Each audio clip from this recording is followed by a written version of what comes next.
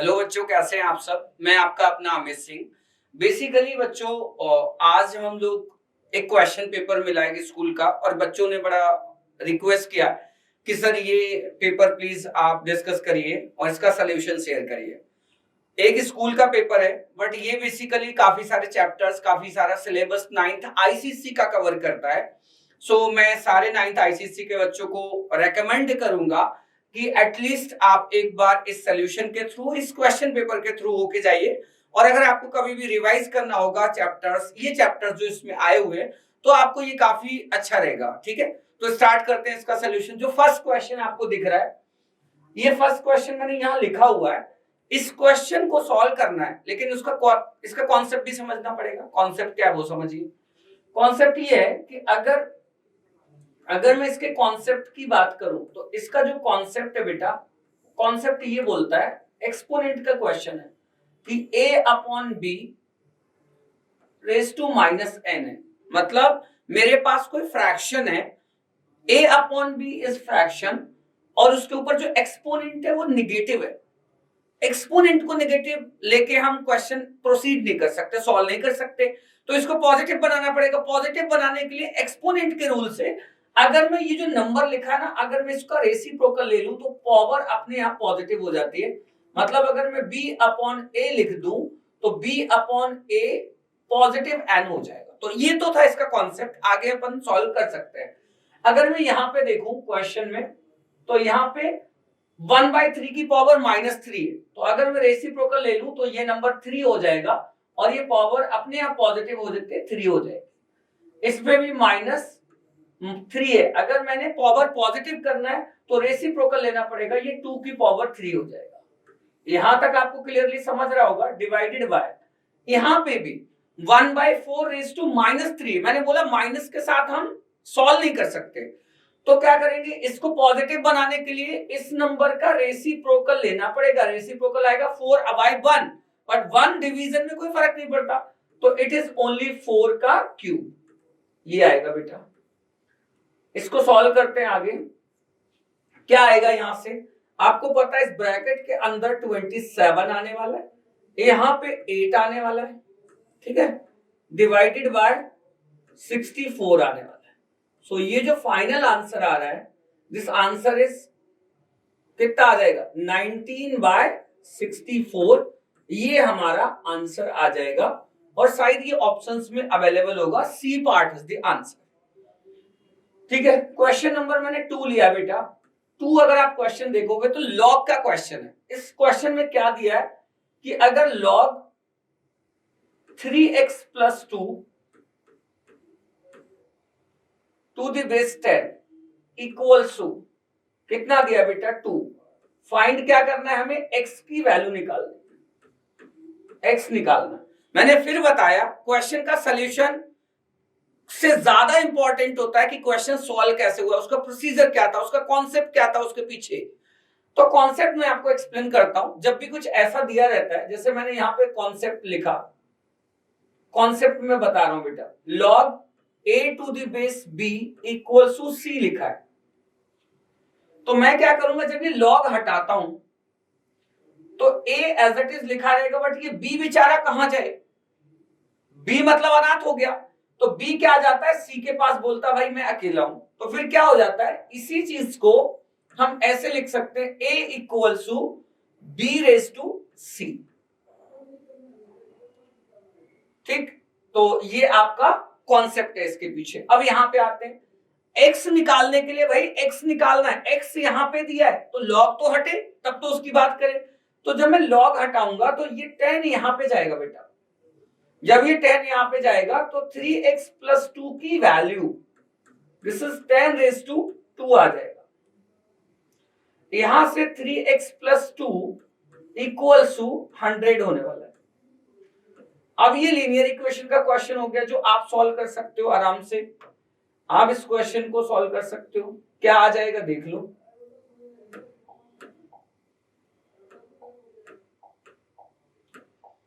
तो यहां से आने वाला है 98, ये 2x सब्ट्रैक्ट कर दिया, ठीक है, 98 आने वाला है। इसके बाद x की वैल्यू अगर मैं निकालूं, तो ये 98/3 आता है। पता नहीं ऑप्शन होगा उसमें, देख लो 98/3 कितना होता है। ये मैंने क्वेश्चन रॉन्ग कॉपी कर लिया, सॉरी। क्वेश्चन में यहाँ पे क्या दिया था बेटा 1, मैंने यहाँ पे ले लिया 2। कोई बात नहीं, क्वेश्चन थोड़ा सा कॉन्सेप्ट बिल्कुल सेम है, डोंट वरी, अपन दोबारा से सॉल्व कर लेते हैं। 3x + 2 to the base 10 equals to कितना था 2। ये लॉग हटाओ, जैसे लॉग हटाओगे ये 10 इसके पास जाएगा, इसका बेस बन जाएगा और ये एक्सपोनेंट बन जाएगा। 3x + 2 इक्वल्स टू 10 की पावर 2 कितना, फिर से मैंने 2 ले लिया है, it is basically 1, sorry for inconvenience. This is 3x + 1 and this is 10⁻²। so 3x + 1 equals to कितना हो जाएगा 100। so 3x की वैल्यू आ जाएगी 99। so x equals to आ जाएगा कितना 33, 99/3। ये हमारे क्वेश्चन का आंसर है। So C part is the answer. अब अपन चलते हैं क्वेश्चन नंबर 3 में। Which of the following figure does not represent a triangle? तो ट्रायंगल के लिए कंडीशन क्या होती है वो अपन देख लेते हैं। तो हम आगे गए, हमने फर्स्ट वाले क्वेश्चन में देखा जो ए पार्ट है, जो क्वेश्चन नंबर 3 है उसके, वो ये बोल रहे हैं कि क्या ये ट्रायंगल को, आप बोलोगे सर ये तो ट्रायंगल बना हुआ है, इसमें ट्रायंगल है कि नहीं है, कैसे भाई। ट्रायंगल के लिए कंडीशन क्या होती है, देखो पहले मैं आपको कॉन्सेप्ट समझा दूं इसका क्या होता है। कॉन्सेप्ट ये होता है कि अगर ए एक साइड है, बी एक साइड है, सी एक साइड है, मतलब ये लेंथ है तीनों साइड्स के, तो मैं कोई भी दो साइड्स ले लूं, जैसे मैंने a + b ले लिया, तो उसका सम तीसरी साइड से ज्यादा होना चाहिए तभी ट्रायंगल बनेगा। ये अकेला काम नहीं करेगा, जो b + c है उसका सम a से ज्यादा होना चाहिए, जो a + c है उसका सम b से ज्यादा होना, मतलब कोई भी दो साइड का सम ट्रायंगल की तीसरे साइड से ज्यादा होना चाहिए तभी ट्रायंगल फॉर्म होगा। मैंने यहां पे गया, ए में बोल दे रहा हूं 3 को, late a is 3, b is 5 and c is 9। बेटा शुरू करते हैं क्वेश्चन, क्या हुआ चेक करते हैं। a + b, तो अगर मैं यहाँ पे a + b ले रहा हूं, a + b greater than c होना चाहिए, तो a + b कितना हुआ 8 greater than C, but C is 9। क्या ये सही है? No, it is false। मैंने क्या बोला कि sum of any two sides should be greater than third side।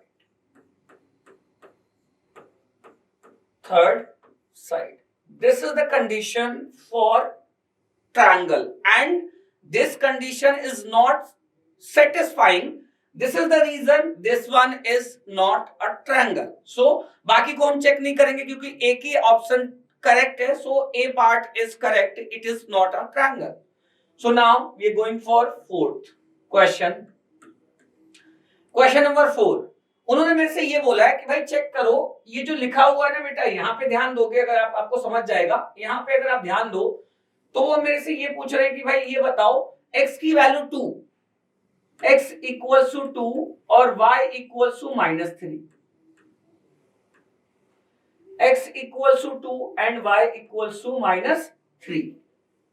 ये कौन सी इक्वेशंस के सॉल्यूशन है? मेरे से ये पूछ रहे हैं कौन सी इक्वेशन, दो इक्वेशन सॉल्व करते हो तो x और y की वैल्यू मिलती है, तो वो आपसे ये पूछने वाले कि भाई इन दोनों में से किसको सॉल्व करूं। एक तो ये तरीका है कि आप a पार्ट उठाओ उसको सॉल्व करो, फिर x y निकालो, फिर b पार्ट उठाओ, b में जो दोनों इक्वेशन दिए उनको सॉल्व करो, फिर आंसर बताओ, देखो मैच हो रहा है कि नहीं हो रहा। एक तो ये तरीका है।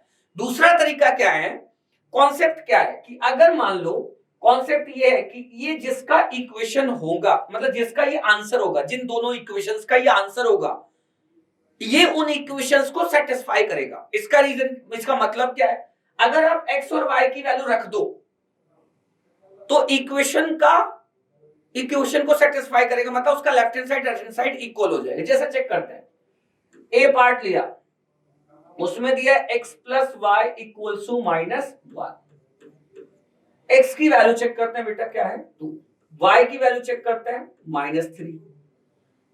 तो लेफ्ट हैंड साइड में x प्लस वाई, ये मैंने वैल्यूज रख दी। राइट हैंड साइड में कितना था बेटा -1। यहां पे कितना आएगा -1 इक्वल्स टू -1। ठीक है भाई, कोई बात नहीं। ये वाला x plus y equals to -1, this is satisfying किसको? इस सॉल्यूशन को। यही तो पूछा जा रहा है कि ये किसका सॉल्यूशन है, कौन सी इक्वेशन का। तो इसका तो ये पक्का है, अब ये दूसरे का भी होना चाहिए। तो मैंने क्या चेक किया, 2x minus 3y equals to -5। अब इसमें उठा के रख दो, ये x की वैल्यू 2 एंड y की वैल्यू बेटा -3 इक्वल्स टू -5। तो यहां पे कितना आ जाएगा 4। ये कितना हो गया, -3 रखने के बाद यहां पे ये आ जाता है बेटा +9 इक्वल्स टू -5। यहां से आ रहा है कितना 13 इक्वल्स टू -5, जो होता ही नहीं है। This is false, this is false. इसका मतलब है ये वाला जो सॉल्यूशन है ये इसको सेटिस्फाई कर रहा है, बट इसको साथ वाली को, दोनों को सेटिस्फाई करना चाहिए, नहीं कर रहा है। तो ये फर्स्ट पार्ट हमारा आंसर नहीं है। This A part is not the answer. Then check B part in similar way. कैसे करेंगे बेटा? X की वैल्यू यही 2 और Y की वैल्यू -3 इसमें रख के देखेंगे कैसे रखते हैं। चलो चेक करें। So equation is 2x plus 5y equals to 11. 4x plus 10y equals to 22. पहले इसमें हम वैल्यूज रखते हैं। x की वैल्यू 2 यहां पे रख दो तो कितना आ जाएगा 4, यहां पे -3 -15 11, यहां से आता -11 एंड ये क्या आ रहा है 11। दिस इज नॉट इक्वल, मतलब आगे हम चेक नहीं करेंगे क्योंकि एक इक्वेशन में फॉल्स हो गया, दोनों को ट्रू करना चाहिए। तो now we are going for C part. C part is 2x minus y equals to 1 and 3x plus 2y equals to 0. Put these values, कौन सी वैल्यू बेटा x2 and 1। अगर इधर पुट कर दो और ये बराबर आ जाए, इधर पुट कर दो और ये बराबर है, मतलब दोनों को सेटिस्फाई कर जाए तो हमारा आंसर आ जाएगा। तो आप चेक कर सकते हो। अब ये आपको क्वेश्चन बेटा खुद करना पड़ेगा, डू योरसेल्फ। ट्राई करो वैल्यूज सब्स्टिट्यूट कर करके, ठीक है। इसमें आगे अपन चले, अगर आगे अपन ध्यान से देखते हैं तो यहाँ पे बोला जा रहा है कौन सा, the longest chord of the circle. यार longest chord of the circle, अगर मैं क्वेश्चन नंबर 8 की बात करूं, 8 के अंदर अगर एक सर्कल है उसके अंदर लॉन्गेस्ट कॉर्ड कैसे बनेगा भाई, ये सेंटर है तो ये सबसे दूर सबसे छोटा कॉर्ड होगा। और पास आओगे सर सेंटर के और कॉर्ड बढ़ेगा और कॉर्ड बढ़ेगा और बढ़ेगा। इसके बाद अगर मैं यहां पे आऊं तो this is the longest cord. इसके बाद फिर से कॉर्ड घटने लगता है तो longest chord of a circle is diameter itself. ये तो था आपके क्वेश्चन नंबर 8 तक का सॉल्यूशन। आगे करते हैं बच्चों कंटिन्यूएशन में क्वेश्चन नंबर 9। क्वेश्चन नंबर 9 में अगर आप जाओगे, क्वेश्चन नंबर 9 में क्या दिया देखो। क्वेश्चन नंबर 9 में बेटा कुछ टर्म्स दिए हैं, बोल रहे मीन निकालो x plus 2, x plus 3 and x plus 4 comma x minus 2। ये जो चार टर्म दिए बेटा इनका हमें मीन निकालना है, अरिथमेटिक मीन। मीन का कॉन्सेप्ट क्या, पहले तो मैं कॉन्सेप्ट एक्सप्लेन कर देता हूं भाई। यहां पे बोल देता हूं आपको कि कॉन्सेप्ट क्या होता है, मीन कैसे निकालते हैं बता दे रहा हूं।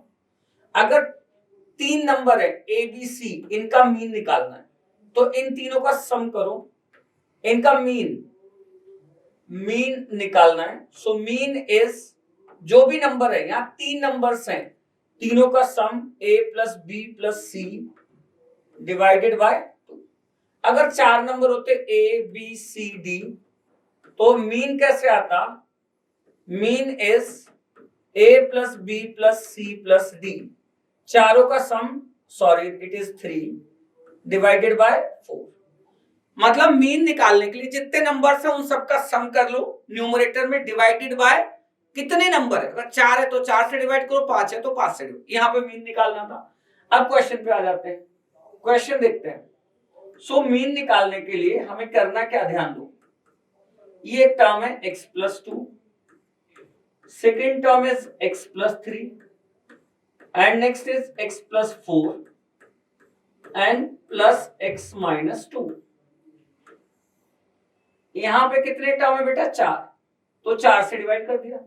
अब यार एक चीज देखो, ऊपर सम कैसे करें, तो सबके पास x x x x 4 है x, तो 4x, 2 plus 3 5, 2 plus 3 5, 5 plus 4 9, 9 minus 2 7। So this is the answer, 4x plus 7 upon 4, ये हमारा आंसर था इसका। क्वेश्चन नंबर 10 में अगर मैं जाऊं, वो बोल रहे हैं if the coordinate of a point, point बेटा क्या है इस क्वेश्चन के अंदर, पॉइंट दिया है 0, -4, कहां लाई कर रहा है, एक्स एक्सिस पे, वाई एक्सिस पे, ओरिजिन पे और between the x axis and y axis. बेटा इसमें कॉन्सेप्ट क्या है वो समझो, कॉन्सेप्ट बताना बहुत जरूरी है, आंसर हो सकता है आपको कहीं ना कहीं से मिल जाए। बेटा अगर कोई भी point, if any point lie on x axis, तो वो क्या होगा, उसमें x की तो कुछ ना कुछ वैल्यू होगी, वो वैल्यू को अपन अल्फा ले रहे हैं, but y will be always 0 and if any point lie on y axis then x 0 हो जाएगा और y की कुछ ना कुछ वैल्यू होगी, तो y की कुछ ना कुछ वैल्यू, कुछ भी वैल्यू हो सकती, तो उसको एक नंबर ले लिया, वेरिएबल क्या ले लिया, बीटा। अब इस पे आ जाते हैं यार, इसमें और अगर याद रखना है, यहां पे देखो अगर x 0 है, इसमें x coordinate is 0 but y की वैल्यू क्या है, -4। जब भी x 0 होगा तो पॉइंट लाई ऑन x 0 है, इसीलिए कहां लाई करेगा, y एक्सिस, ऐसा होता है। Point lie on x axis, it means it will lie, sorry, x coordinate is 0, so point lie on y axis, will lie on y axis। अब आगे चलते हैं, आगे बेटा क्वेश्चन पे 11 में जाते हैं। क्वेश्चन नंबर 11 में if the perimeter of the square is 80 then its area, बहुत आसान सा क्वेश्चन है। अब ये इसमें कोई कॉन्सेप्ट बताने की जरूरत नहीं, perimeter of square is 80, find A, मतलब एरिया बताना है हमें, क्या बताना है, area. Perimeter of square is 4a, सबने पढ़ा है भाई, 4a क्या है, a साइड है और 4 साइड है, चारों इक्वल है, तो 4a इक्वल्स टू 80, तो a इक्वल्स टू कितना हो गया, 20। नाउ फाइंड एरिया, जो हमें चाहिए, तो एरिया कितना हो जाएगा, 20 का स्क्वायर, साइड का स्क्वायर होता है बेटा, तो answer is 400 centimetre square, this is the answer question number 11 का। अब अपन चलते हैं क्वेश्चन नंबर 12 के अंदर। क्वेश्चन नंबर 12 में देखोगे तो उन्होंने क्या बोला है, the surface area of the cuboid shape box having length 80, cuboid है, लेंथ कितना, 80 सेंटीमीटर, ब्रेथ भी दिया होगा, यस, ब्रेथ कितना बेटा, 40 सेंटीमीटर, हाइट भी दिया है, हाइट जो क्यूबॉइडल से बॉक्स है उसका 20 सेंटीमीटर है।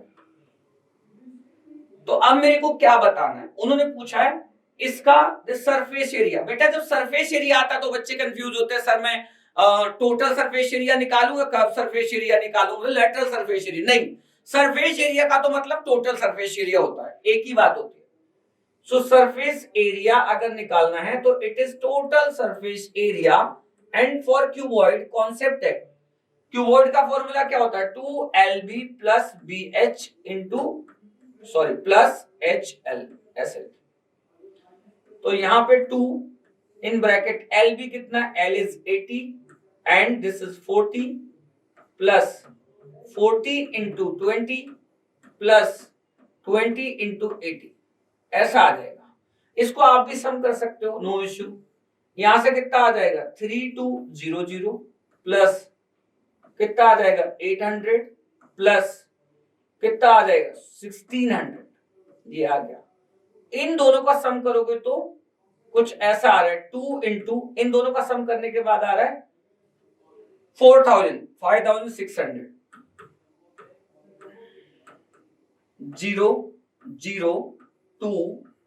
002 ये सेंटीमीटर स्क्वायर आपका सरफेस एरिया आता है क्यूबॉइड का। ठीक है, इसके बाद चलते हैं क्वेश्चन नंबर 13 के अंदर।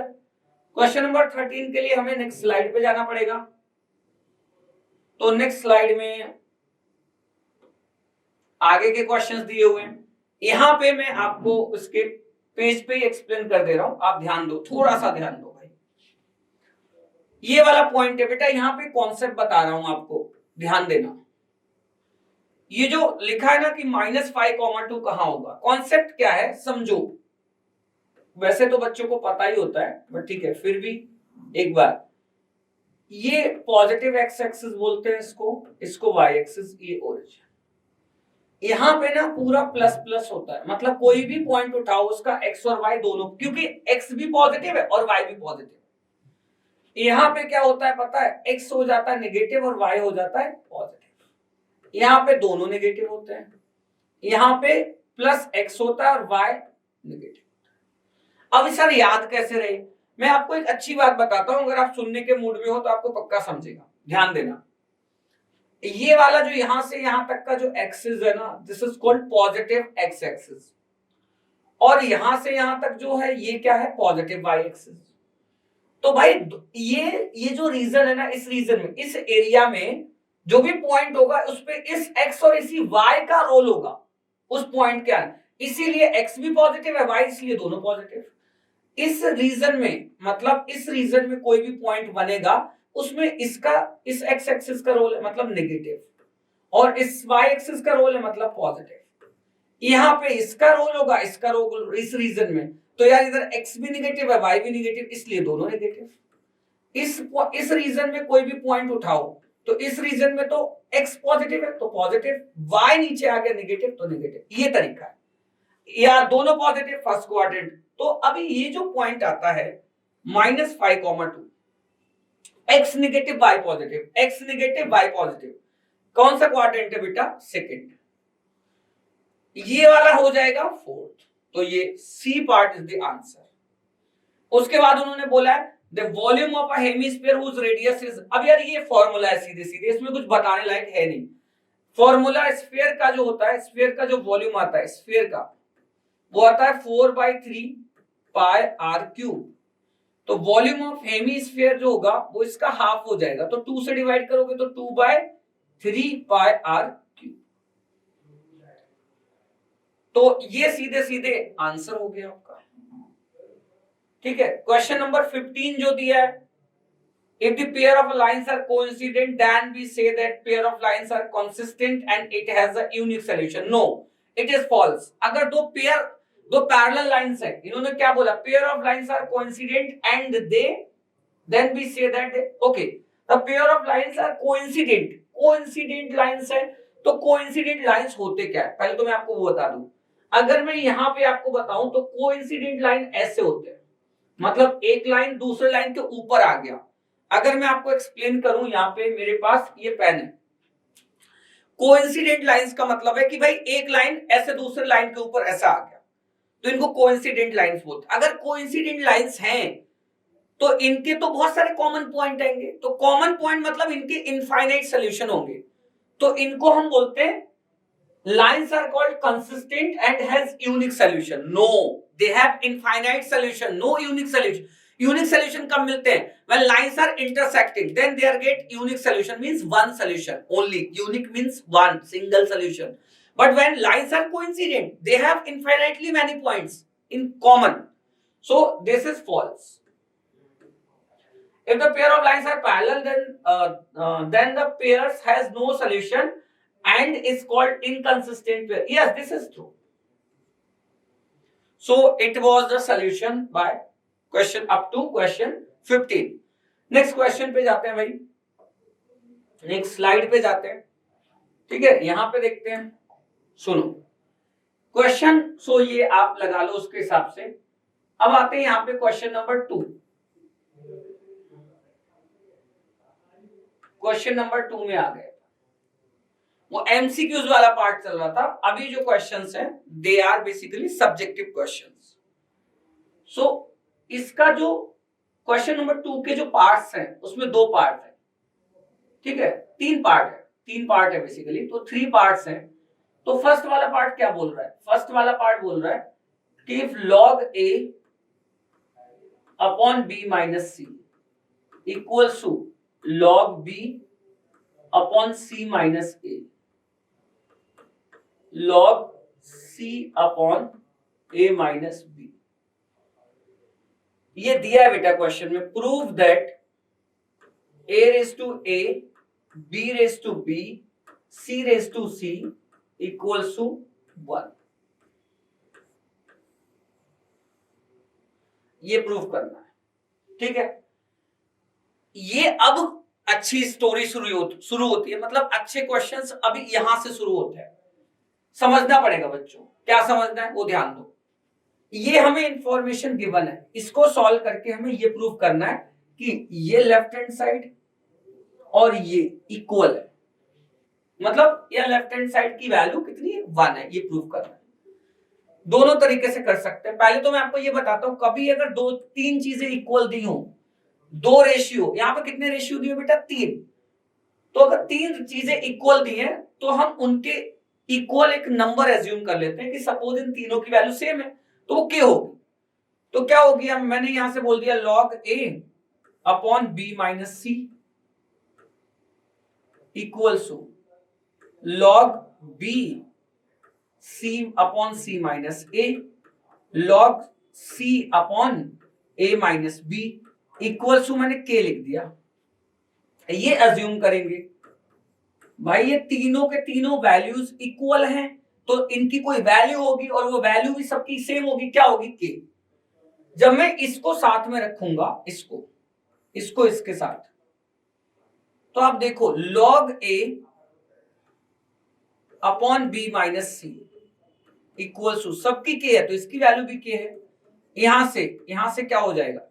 log a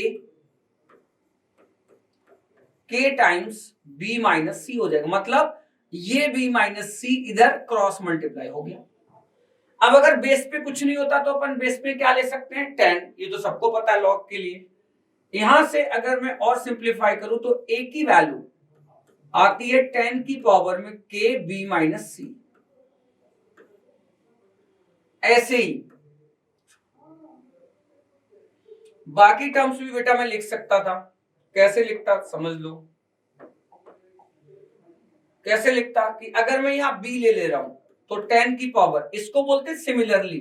हम पूरा थोड़ी यार हर उसके लिए सॉल्व करेंगे। सिमिलरली कैसे? अगर b लिखना है, ये वाला b, तो 10 की पावर में ऐसा ही आएगा, k आएगा और क्या आएगा? c minus a। c की वैल्यू लिखेंगे तो c की वैल्यू यहां से 10 और k raise to a minus b। अब क्या करते हैं भाई, हमने a b c सबकी वैल्यू निकाल ली है, यहां रख देते हैं। कहां रख देते हैं? इसके लेफ्ट हैंड साइड में, और आंसर निकालते 1 आ रहा है कि नहीं। ठीक है, तो मैंने क्या किया? लेफ्ट हैंड साइड लिया, a raise to a, b raise to b, c raise to c। a raise to a कितना है? 10 रेज टू k। a की वैल्यू रख रहा हूं, इस वैल्यू a की, b माइनस सी और होल पावर a। ये वाला a है, ये वाला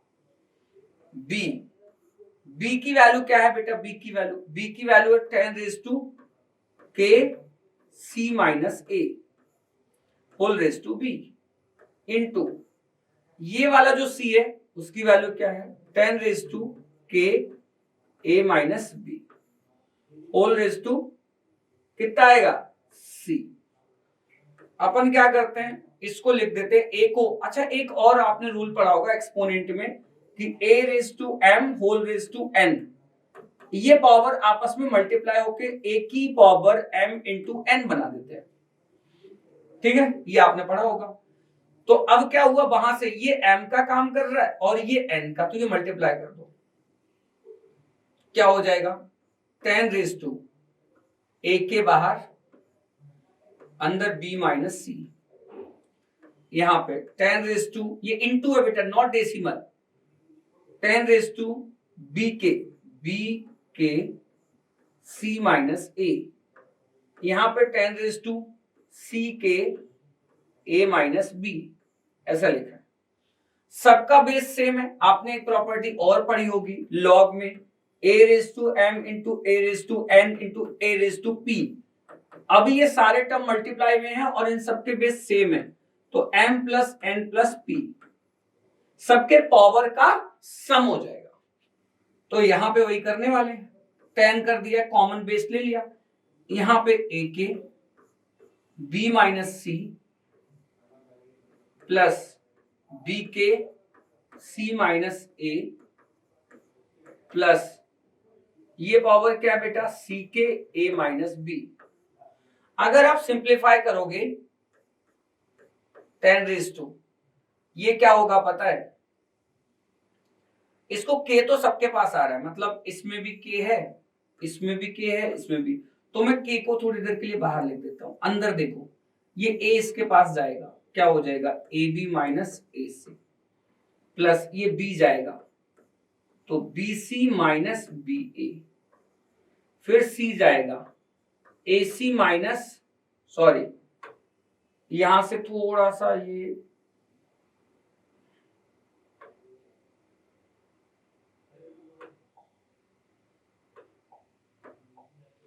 कहां पे थे ca, ये c जाएगा अंदर और ये हो गया cb। ये ab पॉजिटिव है, ये ab नेगेटिव है, ये ac नेगेटिव है, ये ac पॉजिटिव है, ये bc पॉजिटिव है, ये bc नेगेटिव है। तो ये हो गया अल्टीमेटली 10 की पावर k इंटू 0। सो किसी की पावर 0, ये तो 0 हो जाएगा, तो किसी की 10 की पावर 0, आंसर इज 1। ये भी आपने एक्सपोनेंट में सुना होगा कि एनीथिंग, किसी की पावर अगर मैं एक्सपोनेंट 0 कर दूं तो आंसर कितना आता है 1। सो फाइनली तो मैंने आंसर बता दिया कि इसका आंसर कितना आ रहा है 1। क्वेश्चन टिपिकल नहीं था, बट इसमें क्या हुआ कि आपको लॉग और एक्सपोनेंट, और लॉग और एक्सपोनेंट एक दूसरे से कनेक्टेड भी है, इसमें कॉन्सेप्ट भी लग रहे हैं, कैलकुलेशन पार्ट थोड़ा सा ज्यादा है बट इजी है, नॉट डिफिकल्ट। ठीक है, शायद से ये बात आपको समझी होगी। अपन अगर आगे जाएं,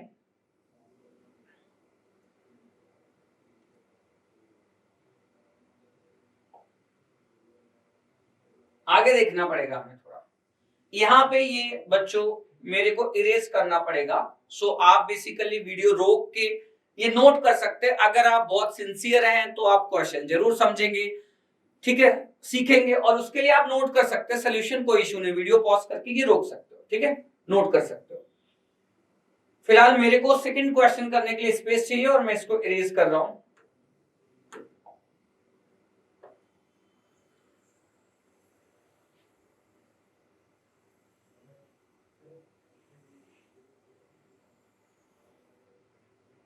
Done. Now we are moving for next question, and next question is question number 2। Question number 2 का सेकंड पार्ट अपन लोग डिस्कस कर रहे हैं। 2 का सेकंड पार्ट। सो 2 क्वेश्चन है क्या, 2 क्वेश्चन में आपको डायग्राम दिया है, डायग्राम ऐसा कुछ लिखा है, देख लो। मैं पहले इसका कॉन्सेप्ट बता देता हूं आपको। इसका जो कॉन्सेप्ट है वो बेटा इंपॉर्टेंट है, अच्छा कॉन्सेप्ट, इसीलिए ये तो बताना बनता है। कॉन्सेप्ट क्या है वो समझो। जैसे एक पैरेललोग्राम है, डायग्राम अच्छा नहीं बना होगा, उसको आपको थोड़ी देर मेरे को झेलना पड़ेगा। अगर मान लो ये एक पैरेललोग्राम है और एक मैंने पैरेललोग्राम बना लिया, एक पैरेललोग्राम है ए बी सी डी, एक पैरेललोग्राम है, यहां पे 2 पैरेललोग्राम है। मैं अगर चाहूं तो कलर चेंज कर सकता हूं, कलर चेंज कर सकता हूं। और थोड़ा गंदा हो जाएगा बट थोड़ी देर समझो। एक पैरेललोग्राम ये है, ये वाला, दूसरा आपको व्हाइट वाला दिख रहा है, ये दोनों पैरेललोग्राम है बट इनके अंदर कुछ तो सिमिलरिटी है। क्यों डिस्कशन किया गया इस चीज का, कॉन्सेप्ट क्या है? अगर दो पैरेललोग्राम सेम बेस पे, भाई इन दोनों का बेस कैसा है, सेम है, दोनों का बेस कैसा है, सेम है, ए बी है, बेस इक्वल है, सेम बेस है दोनों पैरेललोग्राम, और दोनों की हाइट सेम है। रीजन, हाइट सेम होने का रीजन बेटा, क्योंकि ये हाइट सेम क्यों है, because both the parallelogram lie in between same parallels, उसकी वजह से हाइट सेम है दोनों पैरेललोग्राम की और बेस सेम है। तो भाई एरिया होता क्या पैरेललोग्राम, बेस इनटू हाइट। इसका मतलब जो अगर दो पैरेललोग्राम होंगे और उनमें दोनों का बेस सेम होगा और वो दोनों सेम पैरेलल लाइंस में लाई कर रहे होंगे तो उनका एरिया इक्वल होगा। This is the concept. एक और कॉन्सेप्ट है इसी के अंदर, वो कॉन्सेप्ट क्या, जैसे मैंने एक पैरेललोग्राम ले लिया A B C D, it is a parallelogram, assume कर लो कि ये पैरेललोग्राम है। इसके पास फिर मैंने एक ट्रायंगल बना दिया है ऐसा, ठीक, P। तो इसमें क्या है कि एरिया ऑफ ट्रायंगल एपीबी और this is half of area of parallelogram ABCD, ये है। मतलब मैं आपको एक चीज बताता हूं, अगर ट्रायंगल, इसमें एक बेटा ट्रायंगल है और एक पैरेललोग्राम लिया है, कॉन्सेप्ट है समझो, ये तो है पैरेललोग्राम, ये तो है पैरेललोग्राम और ट्रायंगल एपीबी है, बट दोनों का बेस सेम है और दोनों सेम पैरेलल लाइंस के बीच में लाई कर रहे हैं। इसका मतलब है भाई कि जब ऐसा हो रहा होगा, ट्रायंगल और पैरेललोग्राम होंगे, तो ट्रायंगल का एरिया, ये वाला एरिया ऑफ दिस ट्रायंगल, इसका एरिया पैरेललोग्राम के एरिया का हाफ हो जाएगा। ये कॉन्सेप्ट है।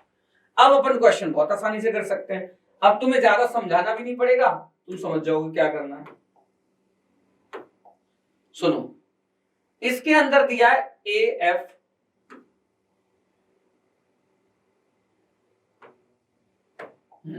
इसी के ऊपर समझा देता हूं।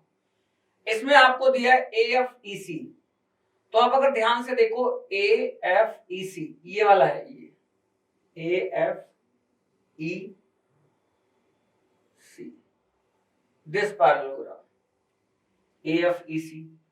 यहां पे इन्होंने दिया है भाई एरिया कितना है, area of parallelogram A F E C, area of parallelogram A F E C कितना दिया है बेटा, 140 सेंटीमीटर स्क्वायर। अच्छा, पूछा किसका एरिया है, बी एफ ई डी। जरा बी एफ ई डी को देखो, B F E D, sorry B F E D, this is the parallelogram. यार तुम्हें नहीं लग रहा है कि दोनों पैरेललोग्राम का बेस क्या है, सेम है, जिसका उन्होंने पूछा है, वो पूछ रहे हैं area of parallelogram B F E D, इसका एरिया वो मेरे से पूछ रहे हैं। सो बोथ द पैरेललोग्राम, कौन कौन से parallelogram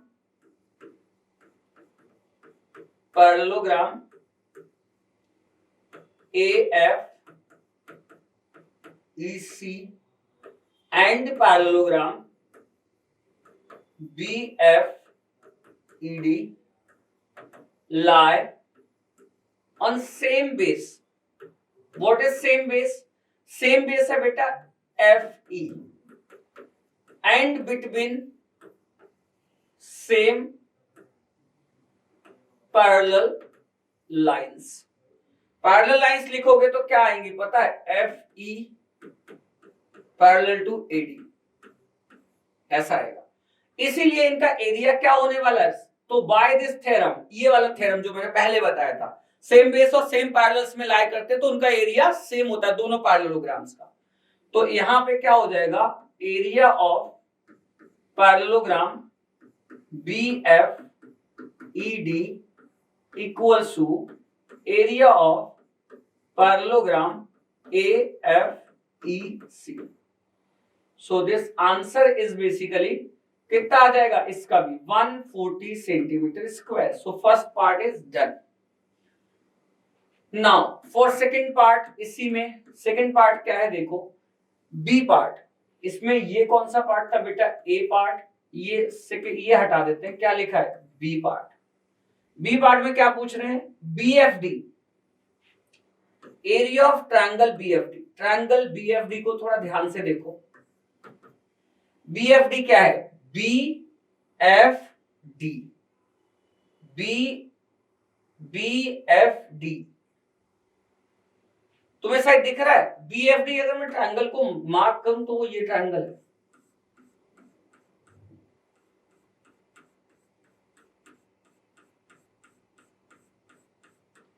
this is area of triangle BFD.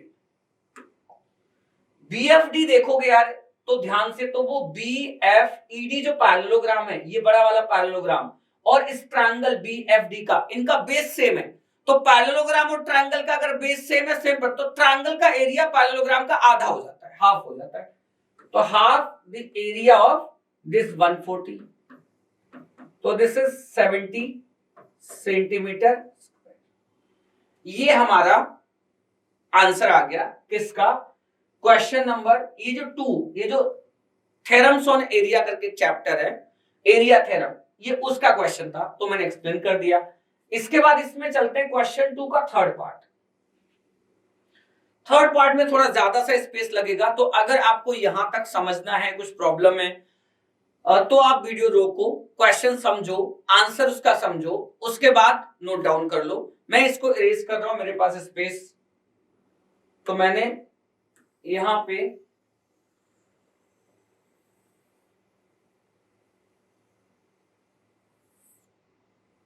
Done.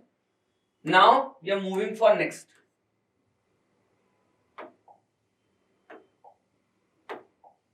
Next देखो,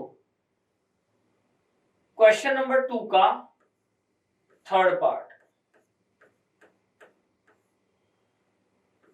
थर्ड पार्ट क्या है, क्या है third part, 2 raise to x, 3 raise to 3 नहीं है बेटा, 4 raise to y, it is 4 not 3.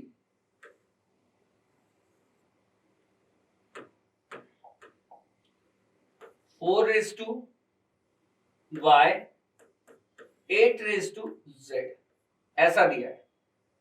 And कोई और भी इंफॉर्मेशन दी है मेरे को, क्या दिया है बेटा, 1/2x plus 1/4y plus 1/8z equals to कितना आंसर दिया है, 4. ये भी हमें दिया है, हमें पूछ रहे हैं वो x की वैल्यू बताओ. हमें पूछ रहे हैं x का आंसर निकाल के बताइए. ठीक है, करते क्वेश्चन. यहां पे देखो, सॉल्यूशन इसका समझिए. मैंने अभी क्वेश्चन समझाया था, अगर याद हो, ये वाला क्वेश्चन, कि अगर 3 चीजें इक्वल दी हैं तो मैं उनके इक्वल एक एज्यूम कर लेता हूं वैल्यू k, कि भाई ये तीनों इक्वल है, तो इन तीनों की कुछ ना कुछ तो वैल्यू होगी. किसकी, इसकी, इसकी, इसकी, ये तीनों टर्म की कुछ ना कुछ तो वैल्यू होगी. सपोज इनकी वैल्यू सेम इक्वल दी है, बट क्या है, तो मैंने k एज्यूम कर लिया. तो 2 raise to x equals to k, 4 raise to y equals to k and 8 raise to z equals to k. अब यहां से देखो, यहां से मैंने क्या किया, x निकाला. अगर मैं यहां से लॉग अगर लूंगा, मैं लॉग लूंगा अगर यहां पे, तो क्या हो जाएगा, इसको अपन ऐसे लिख सकते हैं, x इक्वल्स टू सॉरी, यहां से मेरे को ये हटाना पड़ेगा. क्वेश्चन समझो, यहां पे अपन कर क्या रहे हैं, अपन कर रहे हैं ये वैल्यूज निकाल रहे हैं, 2x, ठीक है, तो x निकाल लेते हैं. मैंने यहां पे log ले लिया, so log 2 raise to x equals to log k. समझो, अब क्या कर दिया, x की वैल्यू निकाली तो वो आएगी log 2 equals to log k। मैं बेस 2 ले रहा हूं तो यहां से जो x की वैल्यू आ गई बेटा, base 2 log 2 to the base 2 1 होता है, तो ये x इक्वल्स टू इधर क्या हो जाएगा, k ऐसा आ जाएगा। ठीक, अब मैंने क्या किया, y की वैल्यू निकालनी है यहां से ये यहां से, तो मैंने क्या लिखा, log 4:y equals to log k। समझो यहां पे क्या हो गया, log k, तो यहां पे बोथ साइड log ले लिया। अब एक बात समझो, मैंने क्या कर दिया, यहां बेस 2 ले लिया, नहीं अभी थोड़ा सा आपको, ठीक है कर सकते हो, तो क्या किया, y को यहां लिख दिया log 4 to the base 2 equals to क्या आएगा, log k to the base 2। बेटा दोनों साइड log नहीं चाहिए, हमें तो खाली y सिंगल चाहिए, क्योंकि यहां पे कितना है 4y, यहां पे मैं 4 को लिख सकता हूं 2 की पावर 2, तो कितना आ जाएगा बताओ, ये आ जाएगा 2 की पावर 2, तो ये आ जाएगा 2y इक्वल्स टू, अब 2y कैसे आया, बहुत से लोग परेशान हो जाएंगे, सर ये 2y कहां से लिख दिया, तो थोड़ा और एक्सप्लेन कर देता हूं। यहां से y और ये log, ये 2 की पावर 2 4 है ना, और यहाँ पे log k to the base 2, ये 2 इधर चला जाएगा तो कितना हो जाएगा, 2y equals to log 2 to the base 2 equals to log k to the base 2, ये 1 हो जाएगा, this is now 1 because base और दोनों log 2 टू द बेस 2 1 होगा।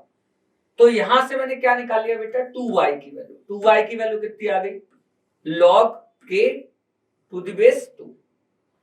ठीक है, इतना लिख देते हैं, आगे चलते हैं, ये वाला टर्म उठाते हैं, थर्ड वाला, तो यहां पे लिखा था log ले लेते हैं, क्या हो जाएगा, log z to the base k, यहां पे not to the base k,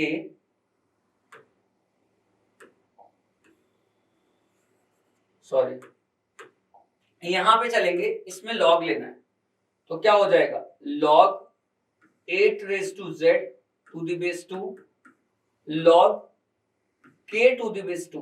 log का कोई भी बेस ले सकते हैं, सेम, बस पॉजिटिव रखना है, 1 नहीं रखना बेस को। इसको ऐसे लिख सकते हैं, अगर आपको समझता है तो, इसको मैं z को आगे ले जा सकता हूं, मतलब z log 8 को लिख सकता हूं, तो ये ऐसे हो जाएगा, यहां पे log k to the base 2। अगर मैं इसको देखूं और सिंप्लीफाई करने जाओगे तो यहां से 3 आगे आ जाएगा, 3z log 2 to the base 2 equals to log k to the base 2, ये वाला कितना हो जाता है, 1। तो यहां से क्या आ जाता है बेटा, 3z equals to log k to the base 2। अब आप ये समझो मैंने क्या किया, मैंने यहां पे वैल्यू रख देनी है उठा के सबकी, किसकी किसकी रखनी है, 2x की वैल्यू रखनी है, तो 2x कहां है भाई, x कहां है, ये x है, उन्होंने मेरे को ये इंफॉर्मेशन दी, ये तो मैंने अभी तक यूज नहीं की इंफॉर्मेशन, चलो यूज करते हैं, क्या हो जाएगा, 1/2x लिखा है, 2 और x की वैल्यू मैंने यहां लिखी, log k to the base 2 plus यहां पे क्या लिखा है, 4 इंटू वाई की वैल्यू क्या लिखी है, y तो कहीं निकाला है, y नहीं 2y निकाला है, ठीक है, तो 2y निकाला है, तो मैं काम करता हूं, आप समझो यहां 4y दिया है, समझना है थोड़ा सा यहां दिमाग लगेगा, मैंने पहले ही बताया था, अच्छा क्वेश्चन है। 1 यहाँ 4y हमारे पास वैल्यू किसकी है, 2y, तो 2 इंटू 2y कर देते हैं, और 2y की वैल्यू मैंने निकाली हुई है, log k to the base 2 plus यहां पे कितना दिया है, क्वेश्चन में दिया है 1/8z, ठीक है, कितना दिया है 1/8z, ठीक, तो क्या कर सकते हैं, बेसिकली 8z होना नहीं चाहिए, होना तो चाहिए 6z, बट इट्स ओके, मतलब 8z नहीं होना चाहिए, होना चाहिए 6z, बट उन्होंने लिखा है मेरे पास 8z। ठीक है, यहां पे करेक्शन होगा, शायद बच्चों ने हमें बताया नहीं है, पक्का करेक्शन होगा, यहां पे 6z लिखना चाहिए, इट शुड बी 6z। ठीक है, तो क्वेश्चन में 6z एज्यूम करके सॉल्व कर रहा हूं, क्वेश्चन को 6z करके एज्यूम करेंगे, इसमें कुछ करेक्शन है। अब मेरे पास वैल्यू किसकी है, 3z की, तो मैं यहाँ 2 इंटू 3z कितना हो जाएगा 6z, और 3z कितना है log k to the base 2 equal to कितना दिया बेटा 4। मैं अगर देखूं तो ये कुछ ऐसा लग रहा है मेरे को, कैसा लग रहा है कि ये सारे टर्म बेटा सेम लिखे हैं, देखो सारे, अगर x x x तो 3x हो जाएगा, x कितना है ऐसा है log k to the base 2 is equal to 4। ये है यहां पे 3/2, इसको ऐसे लिख सकते हैं log 2 to the base k equal to 4। Sir ये बता दो ये कैसे कहां से आ गया, क्या ये वाला, बेटा कभी भी अगर ऐसे लिखा होगा ना 1/log a to the base b, तो जब आप log को नीचे से ऊपर ले जाओगे तो ये इंटरचेंज होता है ऐसा, मतलब ये b हो जाता है, ये a हो जाता है, वही किया है मैंने, कुछ भी नहीं किया ऐसा, ठीक है वही किया है, तो ये कॉन्सेप्ट है, समझ लो, तो वही किया। तो हुआ क्या, इसको यहां भेज दो, सॉरी इसको अपन यहां भेज देंगे, कितना हो जाएगा 2, ये 2 इधर मल्टीप्लाई में चला जाएगा, तो log 2 to the base k equals to 8/3। ठीक, अब आगे क्या दिया है, ये log हटाओ, ये जरूरत नहीं है, ये किसकी वैल्यू आ गई बेटा log 2 to the base k, ये तो नहीं दिया है, x देखो, x ढूंढो, हमें x ढूंढना था, x की वैल्यू ये है, अगर आप ध्यान से देखो बेटा, ध्यान से, तो मेरे को x निकालना था, क्वेश्चन में देखो क्या पूछा है, यहाँ पे x निकालना है, और x की वैल्यू क्या है log k to the base 2, तो यहाँ कुछ ऐसा हो रहा है, मैंने ये कट कर दिया था, कट नहीं करना है, ये कुछ रिलेटिबल आ रहा है, मतलब x की वैल्यू निकालनी है, बट log x की वैल्यू क्या log k to the base 2, यहाँ पे उसका उल्टा है, अगर मैं रेसिप्रोकल ले लूं तो ये हो जाएगा log k to the base 2 equals to, इसका रेसिप्रोकल लिया, इसका भी रेसिप्रोकल लेना पड़ेगा, इसको नीचे भेजेंगे तो ऐसा हो जाएगा डिनोमिनेटर में, इसको नीचे भेज दो, क्या हो जाएगा बताओ, ये 8/3 रहेगा। ठीक है, अगर आपको समझ आ रहा है तो अच्छी बात है, यहां से इसको अपन x लिख सकते हैं, अब रेसिप्रोकल ले लो तो x की वैल्यू आ जाएगी 3/8, ये मेरा आंसर आ जाएगा। क्वेश्चन अच्छा था, थोड़ा सा आपके लिए कैलकुलेशन वाला पार्ट बढ़ता चला जा रहा है, सिंस आप 9th स्टैंडर्ड में हो, आईसीएससी का पोर्शन है, और आईसीएससी पोर्शन मतलब एक बच्चे के ब्रेन को पूरा डीप में, डेप्थ में जाने की कोशिश करता है, जो आगे के लिए आपको बहुत एडवांटेज होता है इस चीज का। इवन लॉग जो चैप्टर है जिसपे अपन इतना काम कर रहे हैं, ये चैप्टर 11th सीबीएसई में दिया हुआ है, यही तो इस बोर्ड्स की खासियत है आईसीएससी बोर्ड की, कि ये आपको कम एज में बहुत ज्यादा काबिल बनाता है, अगर आप लगे हैं तो। ठीक है, आगे अपन क्या काम करते हैं, नेक्स्ट क्वेश्चन नेक्स्ट क्लास में डिस्कस करते हैं। थैंक यू, जय हिंद, जय भारत।